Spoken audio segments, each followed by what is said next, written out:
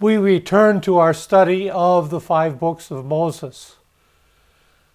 We've talked about how God made the world and watched over humanity until the time of Moses. That's the book of Genesis. In the book of Exodus, we hear how God set his people free from slavery and brought them to the mountain of God in Sinai. The second half of the book of Exodus is about how God instructed the people to set up a sanctuary so that God could live among his people. In the book of Leviticus, we hear about all the different ceremonies and practices that God gave Moses for the Israelites to follow. They would be shadows of the good things that were coming in God's Son's arrival in the earth at the time of Jesus. Today, we're going to look at the book of Numbers. The book of Numbers basically is the story of how Israel went from Mount Sinai to the Promised Land. And it is actually a period of time covering 40 years. The first 20 chapters of Numbers happen to the older generation, the generation that had escaped from Egypt. Chapter 20 begins a new section where it is the children of those who had left Egypt who are now living and under the leadership of Moses. What happened to the parents? They died in the wilderness. So, we begin with the law and gospel proclaimed before Jesus in the book of Numbers, the 4th book of the Old Testament.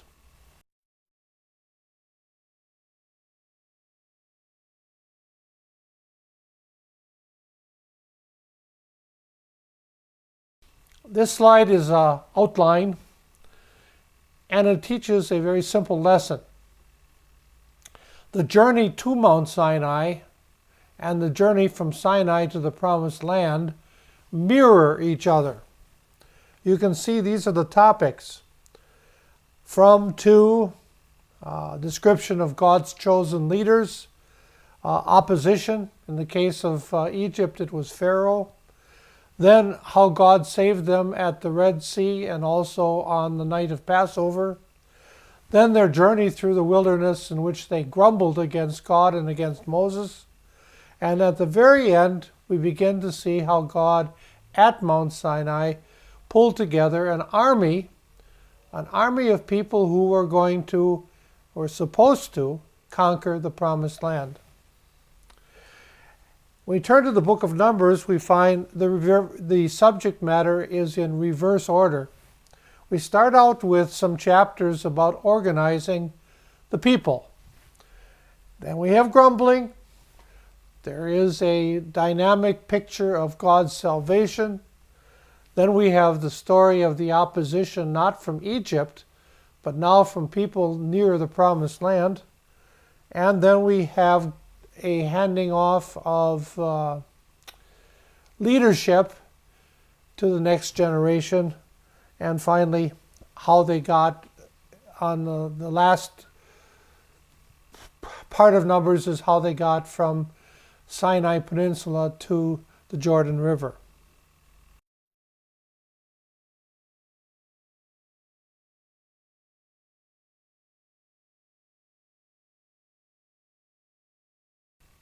The book of Numbers begins with God's way of training his army.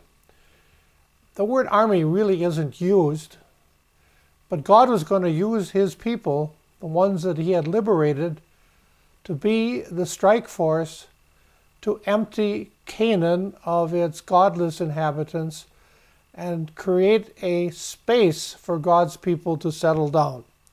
And we will look first of all at chapters 1 through 10.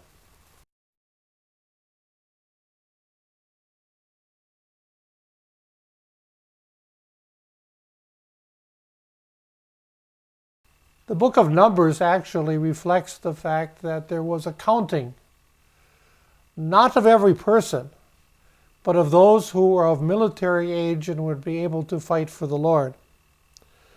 The artist's picture here shows that in the very center of the congregation of Israel was the tabernacle that was described in the closing chapters of Exodus.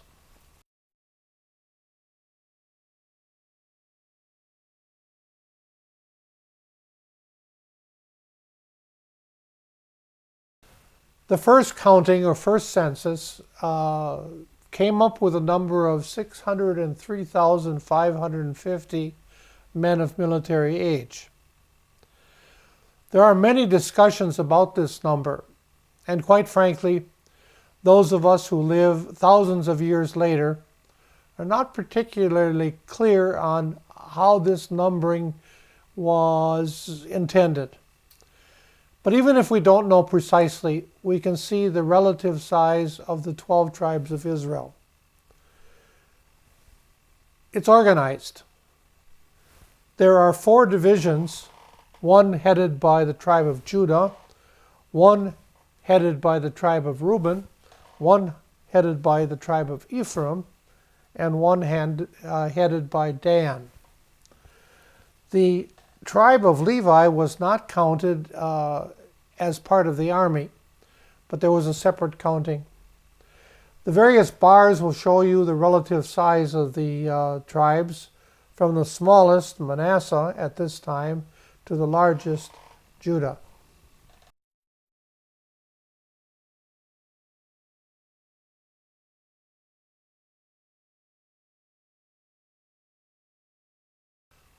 Another diagram, this time showing that when Israel was encamped, when they settled down, when they took a space from their journey, they were arranged in a large four-sided arrangement. In the very center of everything was the tabernacle, the sanctuary of God, and around the sanctuary were the tribes of Levi, or I should say the clans of Levi, that are mentioned here. This particular diagram has an arrow here that tells us that when they broke up and went on the march, the very first tribe to go was Judah. And as part of his division, he was followed by Issachar and Zebulun. And then you can see that the tribe on the south would follow those on the east, the tribe on the west would follow those on the south, and finally, bringing up the rear was the tribe of Dan with Asher and Naphtali. And you can see very clearly here from Numbers chapter 2 that this was a set order. This was not going to be a confusion with everyone leaving whenever they felt like it. They would settle down at camp in a certain way, and they would get up and go on the march in a certain way.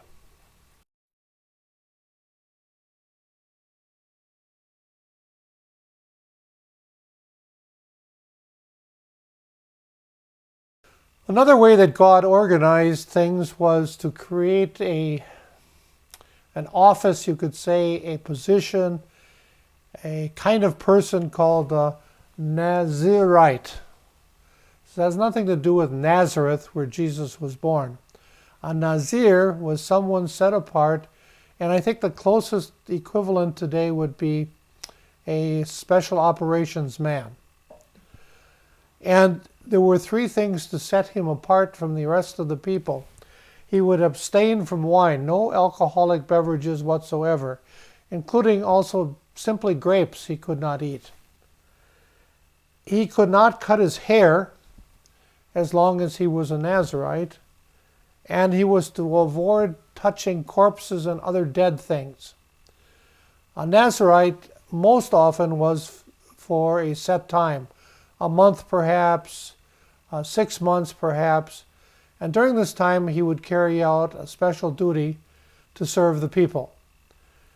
Occasionally, God would set aside a man for a whole lifetime, and such a man later on in the Old Testament would be the judge named Samson.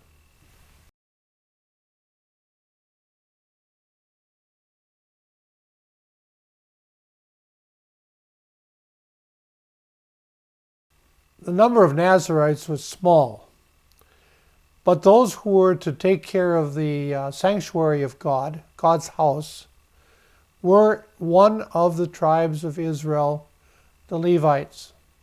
Sometimes we're confused because 12 tribes was the total, and yet Levi was not counted among the 12, but the two sons of Joseph were counted independently. So you really had 13, but as far as the counting and the symbolism, it was always 12.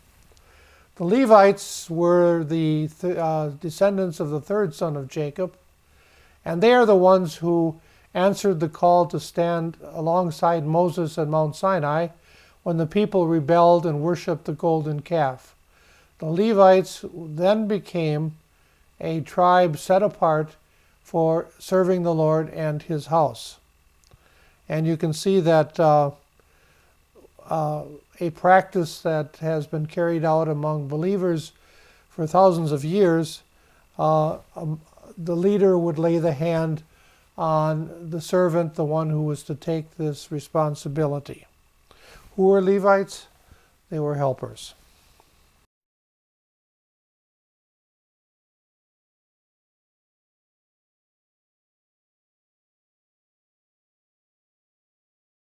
Another way to prepare God's people for the march and for the conquest of the Promised Land was to not forget the Passover. So on the first anniversary of the Passover in Egypt, when the people were in their slave dwellings and they killed the lamb and put blood on the doorposts, and the angel of death passed over their houses and then went to the houses of the Egyptians and took the firstborn of everybody from Pharaoh all the way down to the serving girl. So, in order to get ready for the march, for the army to go into its mission, everybody was to celebrate the Passover. Quite interestingly, we've already learned that people could become unclean, and that doesn't mean they were dirty, but they were unfit to enter God's house. They were ceremonially unclean. It was such a large number of people, there were bound to be some who could not celebrate the Passover. And so God provided in this first anniversary for celebrating not one Passover, but one also 1 month later, so that everybody could participate. There is a spiritual meaning behind this. Everything that God was doing was to prepare people for the truth that through God's plan of salvation, the blood of a lamb would wash away the people's sins. Not just some of the people, but all of the people.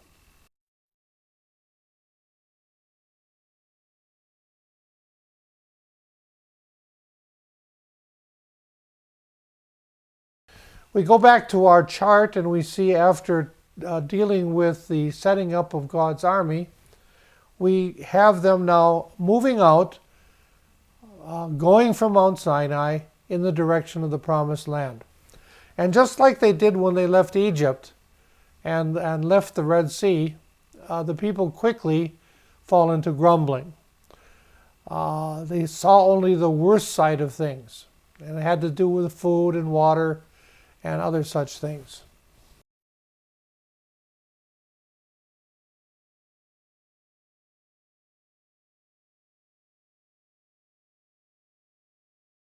The Israelites grumbled as they left Mount Sinai, just as they grumbled when they left Egypt and headed to Mount Sinai. Going on a journey is never easy. And journeying with a large number of men who had just been trained to be soldiers would not be easier either. On the way from Mount Sinai to the border of the Promised Land, several incidents happened in which Israel behaved badly. They left Mount Sinai and the journey became very hard, and there was a lot of grumbling. And what God did was, when they camped, he set fire around the perimeter of the encampment, as you might say, a warning. Watch out. Better behave yourself. A bit later, it was food that troubled them, and they wanted to have meat above all. And it was almost like outside their tents they stood and they chanted, "We want meat. We want meat." And God says, well, I'll give them plenty of meat. But first of all, I'm going to ask Moses to select 70 choice men who are to be leaders and teachers among the people. And I want to take some of the spirit that I've put on Moses and put it on these 70 men. And this he did. And the story is told that two of the men didn't show up for the assembly, and yet they prophesied in God's name inside the assembly anyhow. Well, long story short, God sent quail. This is the second time we've heard about this. The area of Sinai was on a migratory pathway of birds that would go from Africa up to Europe. And these birds would sometimes settle in a particular place and could be easily caught. And you put up a net maybe 2 meters high, and the quail would be caught in the net. And the Israelites, they caught huge numbers of meat. In fact, God said, you're going to have meat enough for a whole month. The only trouble is they didn't have refrigeration. And the story is told that many of them, after gorging themselves with meat, died. I think it was 14,800 men. And they named that place the graves of those who craved meat. It's a strange name. In Hebrew, Kivrot Hata'ava. Finally, the Israelites arrived at a place called Kadesh.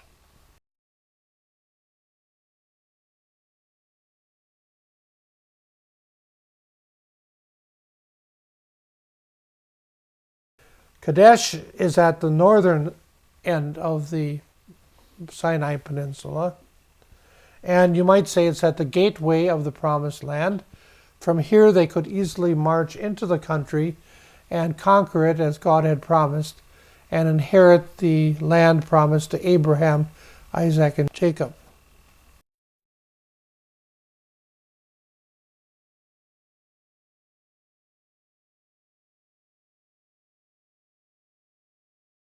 Before we get into this particular slide here, that is sort of like the one we had earlier, where the events of the first and second year of the Exodus are laid out in sequence. The going to Mount Sinai, Moses going up to the mountain, coming down and breaking the tablets, the golden calf incident, having another 40 days in which Moses received the commandments. And that particular year ends with the tabernacle being put up and being dedicated on the first day of the second year.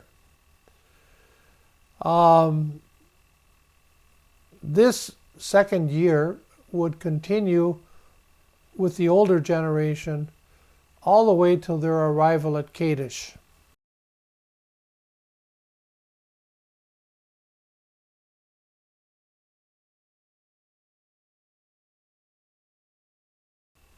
And here you have events that shape not just 1 year, but 40 years.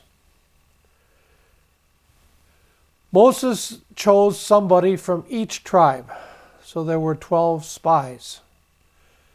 And one of them was from the tribe of Ephraim, and his name was Joshua, and he would be the successor of Moses as leader. The other one that we want to mention by name is Caleb, who came from the tribe of Judah. These two men were completely convinced that God could do anything to help the people.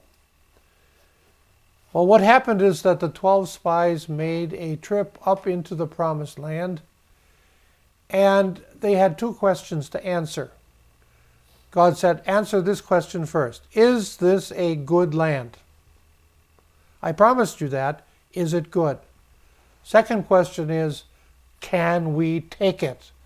Can we drive out the inhabitants and settle down there?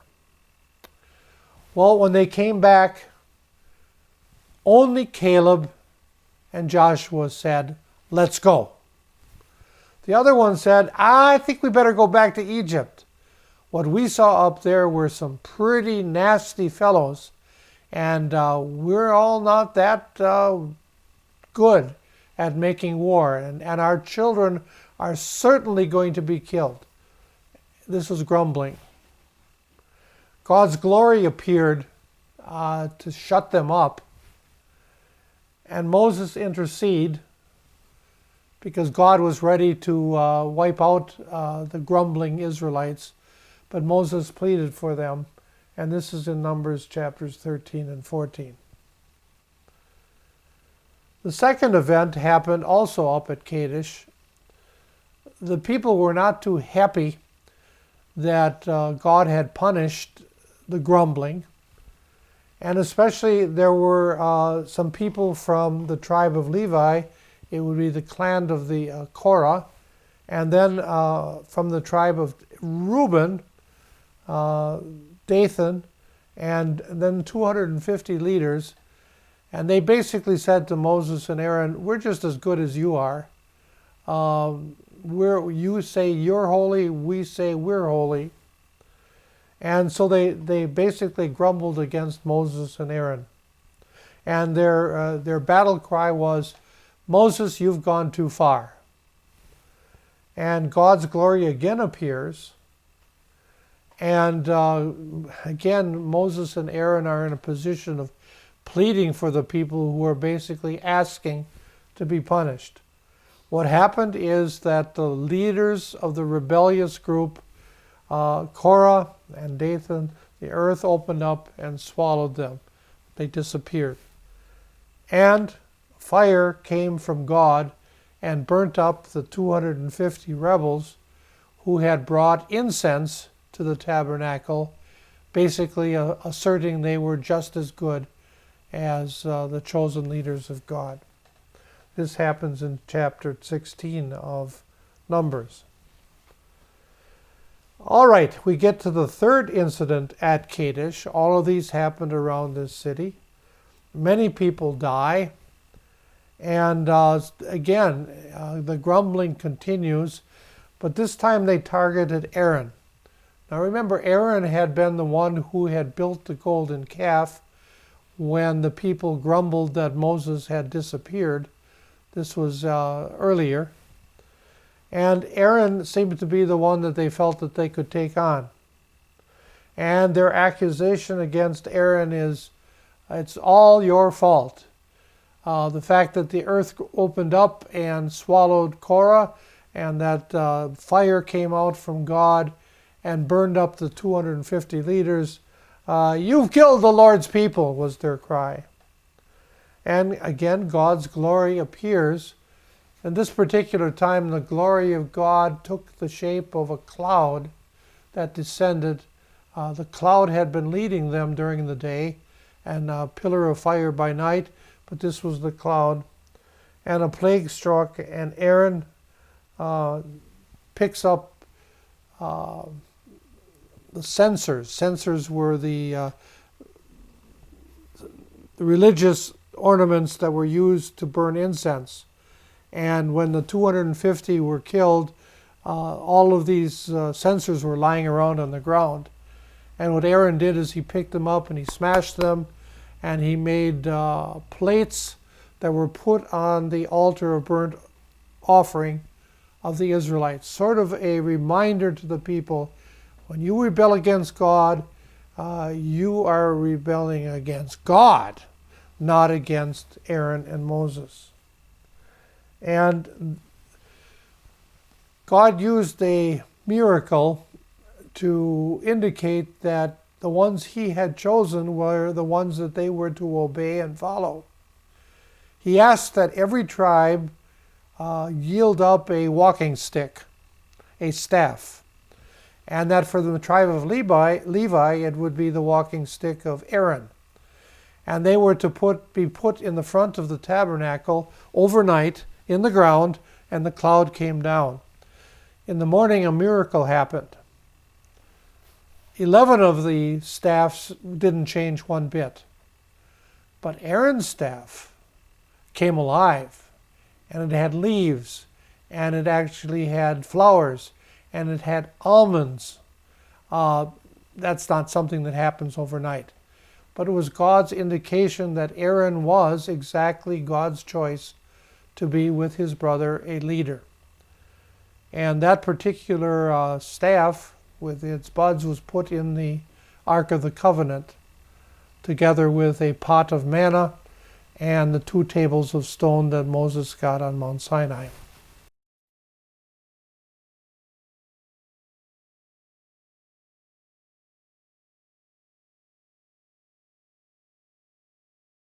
This slide reviews for a bit things that we've already talked about. We talked about the 70 people upon whom God sent his Holy Spirit. And these were the people who were to assist Moses and Aaron in the leadership of the people.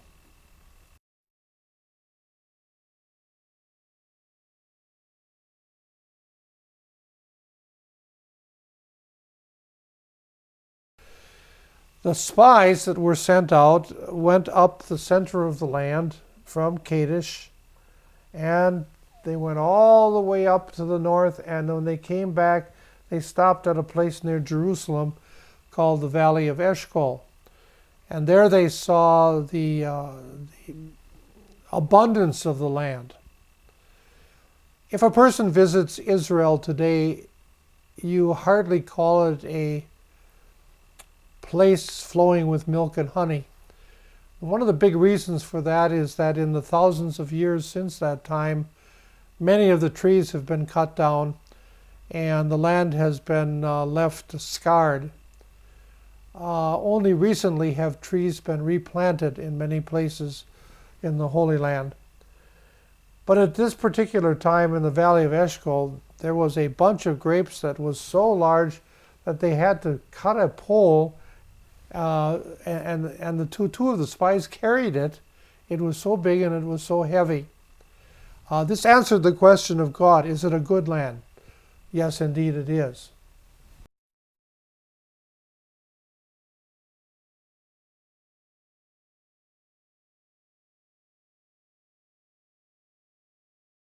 The other question was, can we take it? And here we have the exaggerated message of the 10 spies who were fearful and didn't want to have the army march up into the promised land.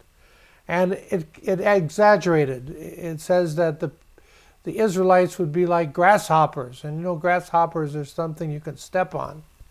And this particular exaggerated picture indicates that they looked upon the walled cities of Canaan as being impossible for them to conquer.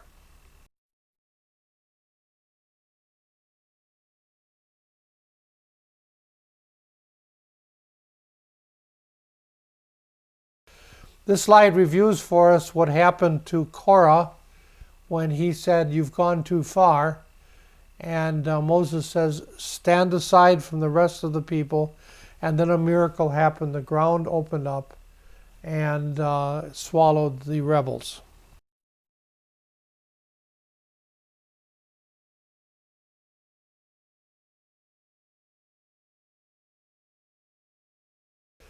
What about the 250 who had rebelled as well?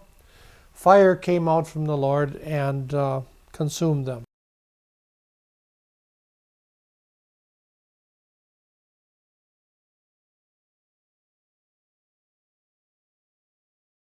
God laid down now a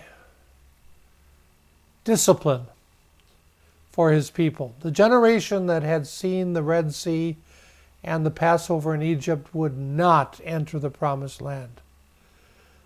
The parents, everybody 20 years and older, would die in the wilderness. And for every day that the spies had walked in the Promised Land, 40 in all, they would spend 1 year in the desert until all that generation passed away. The two exceptions were Caleb and Joshua.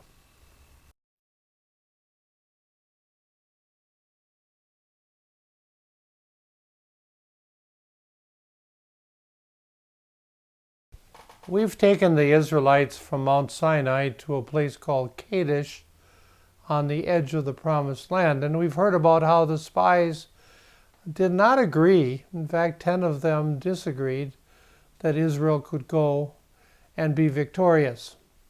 It's a good time to stop and to kind of look at where we came from. The book of Numbers, like many parts of the Old Testament, is organized according to a very ancient way of thinking. And sometimes it's very hard for the reader to see the thread of the story. But this diagram will help us a little bit. We start out with the departure of God's army from Mount Sinai. They were all primed and ready to go. And then I mentioned the place where the fire was a reminder that don't complain so much. And then at a place where they wanted meat and they gorged themselves, many of them died and had to be buried in the desert, Kivrot Hata'ava. The one that I didn't mention is at Hazarot, which is a very interesting story. It didn't involve all of the Israelites, but only the family of Moses. Moses was the youngest of the 3 children. Aaron was the oldest, and Miriam was number 2. It happened that Aaron and Miriam started to talk behind Moses' back about his wife. And the name of the wife is not mentioned. We know from the other books that Moses had been married to someone named Zipporah. Zipporah had gone with Moses to Egypt earlier. But here her name isn't used. Rather, a description is used for Moses' wife. And this description is a black woman, or in Hebrew, a Cushi. A lot of people have tried to figure out what is meant by that. Was this simply a way to refer to Zipporah because she was a desert-dwelling woman and probably had a dark skin? Or had she died and had Moses married again a person who was from the tribe of Cush? Never mind. The story simply is that this particular woman annoyed Miriam, and Aaron agreed. It's at this particular place that God mentions that Moses was the humblest man alive. That's saying an awful lot. In other words, he didn't deserve this criticism. Well, the story moves on that God's glory descended on this family of 3. And when it rose, Miriam, the complainer, the main complainer, was leprous. Her skin had a disease that resembled a corpse in the grave. Moses pleaded for his sister, and God answered the prayer. And that happened on the way to Kadesh. Grumbling, grumbling, grumbling. This was typical of the Israelites. And when there was grumbling over the report of the 12 spies, 10 of them, who did not think that Israel could enter the land, there are some stories about special offerings that were given. There's a story about a man who went out to collect sticks on the Sabbath day, and he had broken the Sabbath. He was a Sabbath breaker, and that he was stoned to death for his blasphemy. And then always there's a positive side. That was a sentence carried out because of sin. But now Israel was commanded that they were to wear tassels, a tassel. What is it? It's a bunch of threads that are tied in knots, and they were to wear them on the corners of their garments. And this was a tradition that was carried on from this time forward, even to the time of Jesus. There was the grumbling of Korah, Dathan, and Abiram. Korah swallowed by the earth, Dathan as well, and Abiram, and then the fire that came out to consume the 250 leaders. And I told you the story about the censers that were left behind, hammered into sheets of copper that were placed on the outside of the altar of sacrifice. Grumbling after the death of the rebels. Remember, they were saying, "You've gone too far, Aaron, you've gone too far, Moses." And then there are some stories about how the Israelites didn't want to hear God's discipline, that they would have to stay out in the wilderness for 40 years. And so they got an army together and they went up and they were defeated, as Moses and Aaron had said.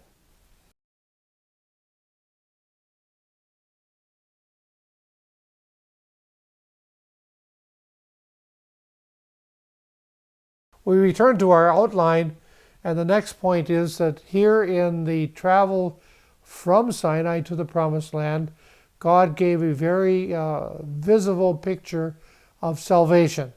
It's a picture that actually is quoted in the New Testament.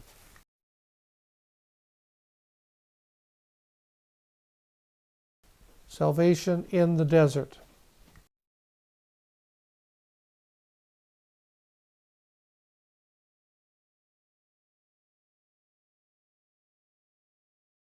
The very first thing that we want to point out is that God provided water of cleansing. This would be one of the many rituals that the Israelites could use when people felt very guilty over their sins. And this is how the water of cleansing was created. A bull that had red hair, that had simply no white hair whatsoever, the so-called red heifer, was sacrificed and turned into ashes and added to the water of cleansing.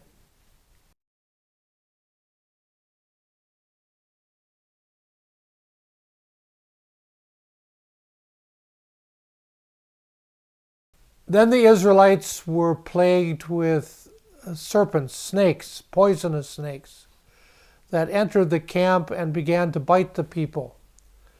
God sent them because of their grumbling.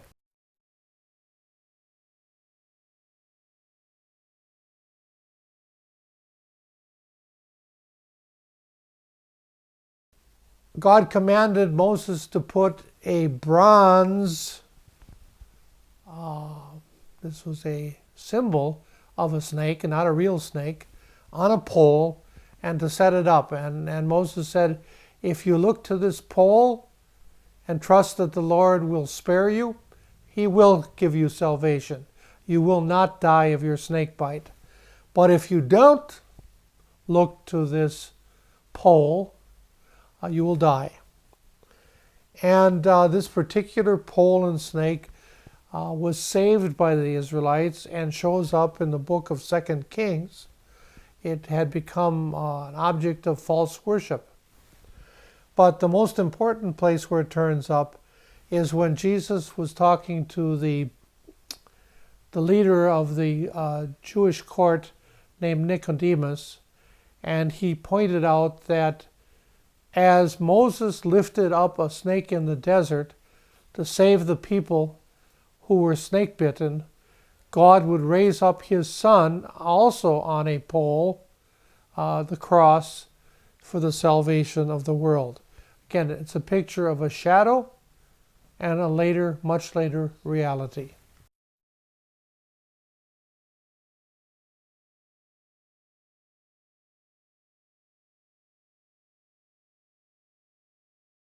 Numbers moves from this story to the story of opposition, not from Pharaoh, not from Egypt, but from a king who lived on the boundary of the promised land, and someone that this king hired to put a curse on Israel.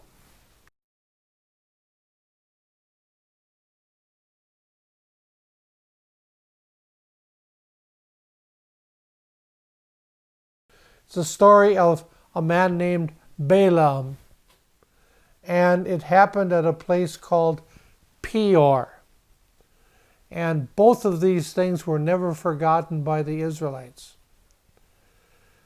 Very interestingly, archaeologists have found a wall in the modern country of Jordan, on which was a story written by none other than this man Balaam, and he is a sorcerer or a wizard. The story of Balaam and Peor is in Numbers chapters 22 to 25.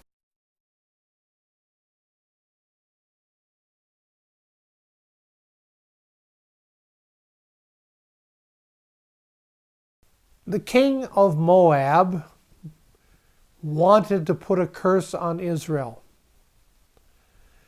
And he sent out invitation to this man named Balaam, who lived quite a distance away.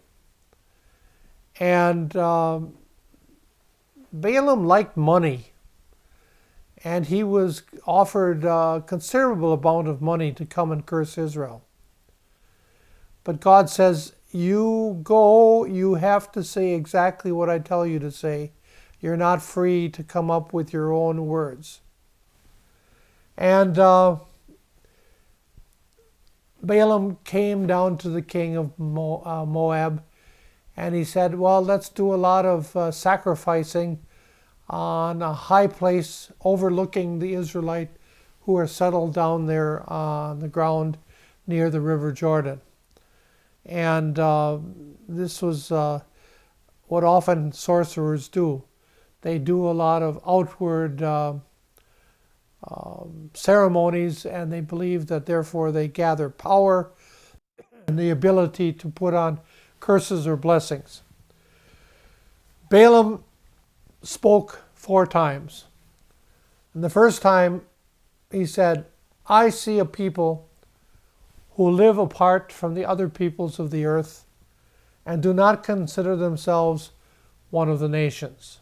That's true. God had sent Israel apart by the ceremonies and by the things that made them different. And Balaam only saw what was true. Then he also said, as part of this oracle, who can count the dust of Jacob or number even a quarter of the people of Israel? Let me die the death of the righteous, and may my end be like theirs. This is not a curse. This is a blessing. It's telling the truth about Israel. They were blessed by God, and Balaam could not curse them.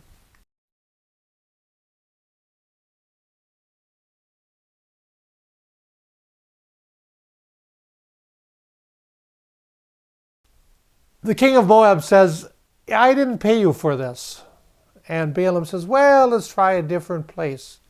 Let's make sacrifices again, and then let me see whether the spirits give me a ability to curse Israel.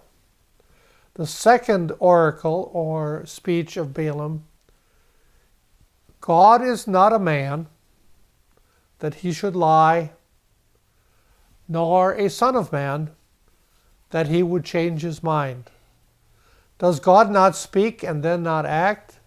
Does he promise and not fulfill? This is not a curse either. As God said, Balaam could open his mouth, but he could only tell the truth. And then the other part of this second oracle was, the Lord their God is with them. The shout of the king is among them. The whole story about kings and leaders is a major theme in the Old Testament. Moses provided for the right behavior of kings. He would do that in the book of Deuteronomy. Later on, King David would be raised up by God, and he would become the writer of many of the beautiful Psalms. Balaam recognized that God, the King of the universe, was among his people.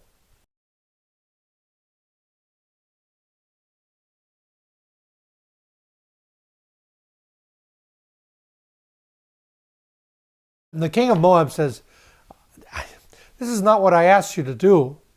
And for the third time, offerings were made, and there was a third trial. And Numbers 24 introduces, this is the oracle of one who hears the words of God. Well, any believer in God can say that.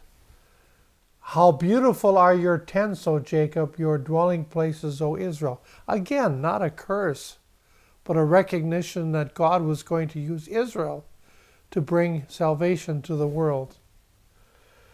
And then he added this thought, their king, Israel's king, will be greater than Agag, or greater than Gog.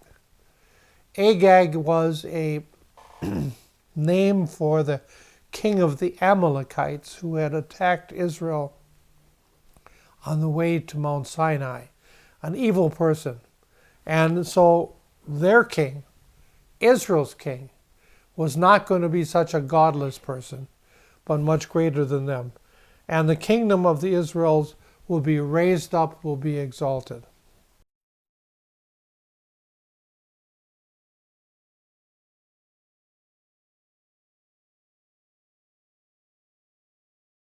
One more time, Balaam spoke, but this time the king of Moab says, I don't want you to even say a word.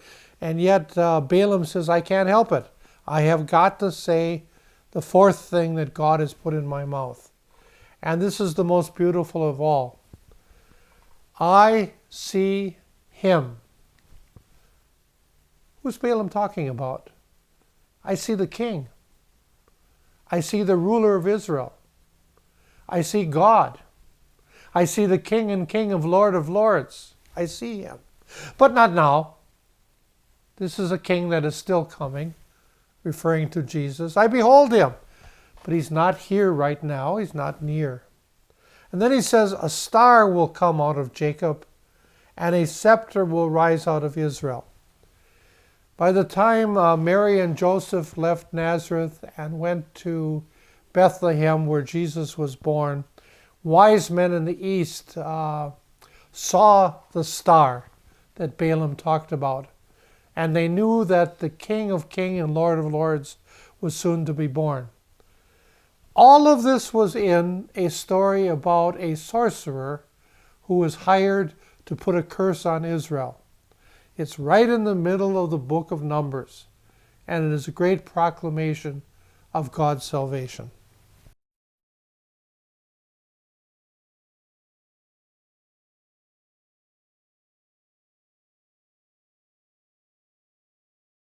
Balaam was frustrated.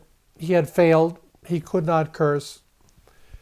But that didn't mean that he couldn't give some bad advice to the king. And he suggested that the king marshal his young women who were involved in pagan sexual worship to go into the camp of Israel and seduce the men. So if he couldn't put a curse on Israel, he was hoping that Israel could be corrupted. And this particular act of Balaam, encouraging the women to seduce the Israelites, actually happened. And the Many of them died because of this, and Israel never forgot that. Throughout the Old Testament, you'll hear about the sin of Peor. This was Balaam's plan B. If I can't curse them, I will try to seduce them and lead them into idolatry. And in the book of Revelation, the last book of the Bible, it tells us very clearly the teaching of Balaam, who taught Balak to entice the Israelites to sin by eating food sacrificed to idols and by committing sexual immorality. So, was there opposition to Israel? They didn't even know what was going on. But there was an attempt by the king of Moab to put a curse on Israel and hire a sorcerer to do that. And then when that failed, to use immorality and worship of idols to corrupt Israel.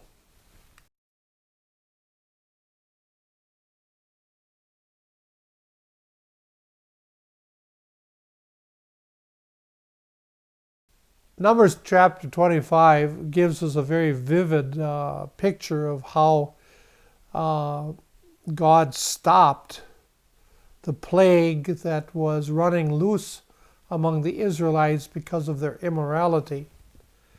There was a prince of the tribe of Simeon and a princess of the people of the East.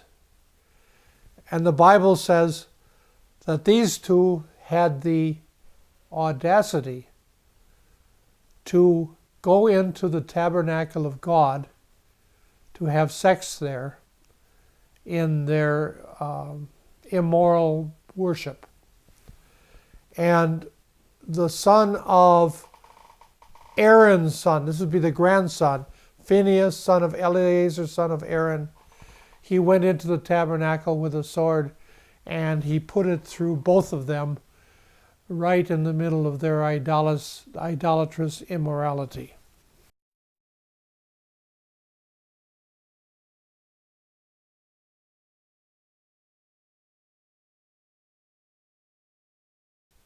According to the outline, in reverse order from the going to Mount Sinai, the going from Sinai to the Promised Land involved God's recognizing of his leadership.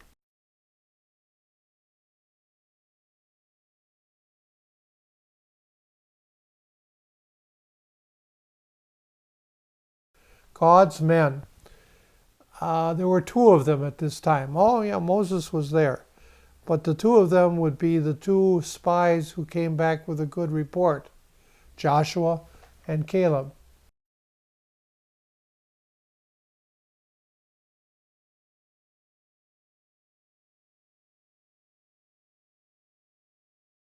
They would be not the older generation, but these two old men would be the leadership that would enter the Promised Land.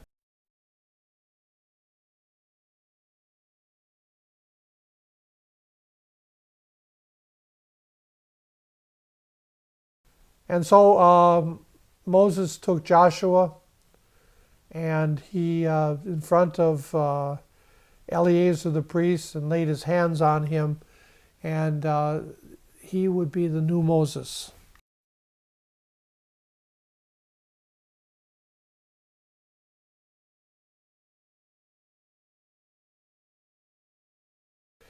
The book of Numbers closes with a very interesting story, and that was about inheritance. Soon the land of Israel would be divided into properties that would be assigned to the various tribes and the various clans. And it just so happened that there was one family where there weren't any men at all, no brothers, and it was a rather large family, and they had 5 sisters who came to Moses and said, "Are we going to not inherit at all because we have no brothers?" And Moses says, "I will go to the Lord and ask." And the Lord provided for these 4 gals, and there were some guidelines that had to be followed. They had to marry within their own tribe, and if they did, they would get an inheritance when they entered the Promised Land.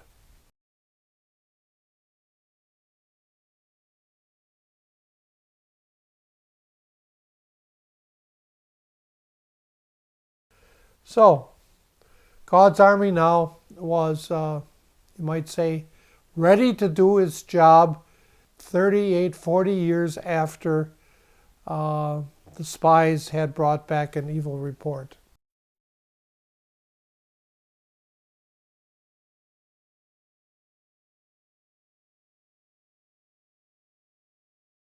So again, 40 years later, they took another counting of the soldiers, and here it is. You could compare it with the first slide that we had. Some tribes went up, some went down. Generally, it was almost the same size. The overall count is down slightly from Mount Sinai.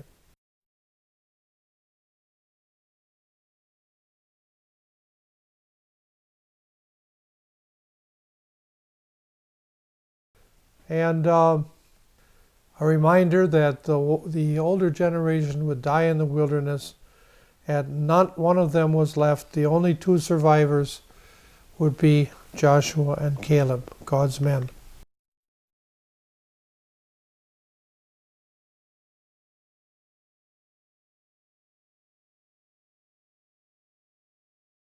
The Midianites had joined in with the king of Moab to seduce the Israelites, and it was one of their princesses who was killed in the sanctuary. And so now there was a war, you might say a holy war, against the Midianites. And what was amazing about this war is that there were no casualties. God was so protecting his people that not a single person died.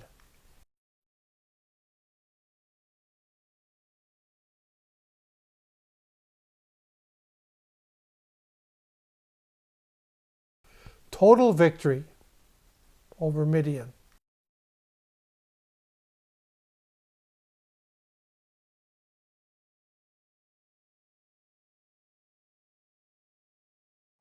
God in Numbers outlines the boundaries of the land of Israel.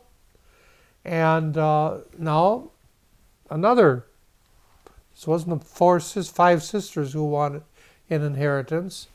There were 2 tribes and a half a tribe who had lots of animals, and they were now sitting on the Jordan River, and they had conquered 2 Canaanite kings. And they came to Moses and said, you know, this land over here, it's not really part of the land of Canaan, but if God would allow us to take this inheritance, this will leave more land for our brothers and sisters. Moses, first of all, was not very happy with this request, but he went to God, and God says, not a bad idea. I can agree to that. I can add this land to my promise of the promised land. And but these 2.5 tribes have to make a ironclad promise that they will go across the Jordan and help their brothers and sisters win their inheritance on the other side.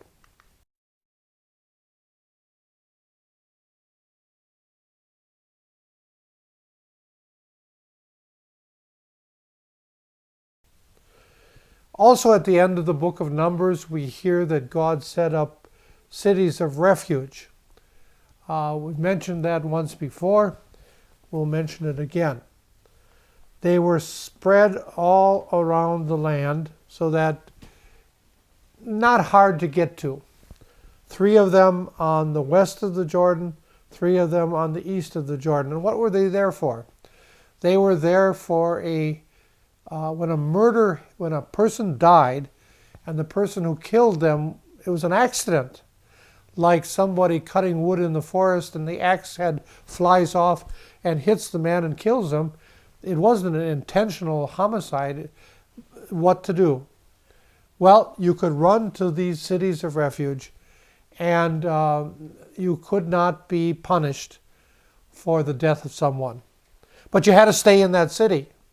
for the rest of the life of the high priest.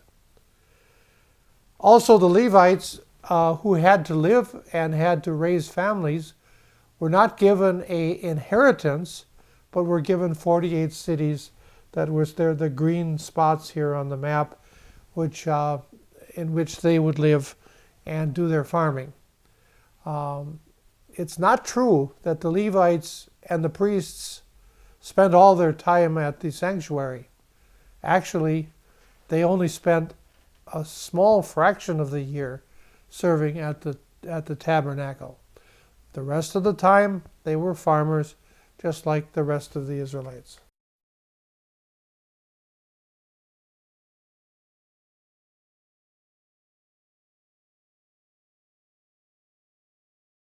So here we have it. When you enter Canaan, the land will be allotted as an inheritance. And the inheritance that God gave was at the intersection of 3 continents: Europe to the northwest, Asia to the east, and Africa to the south and southwest.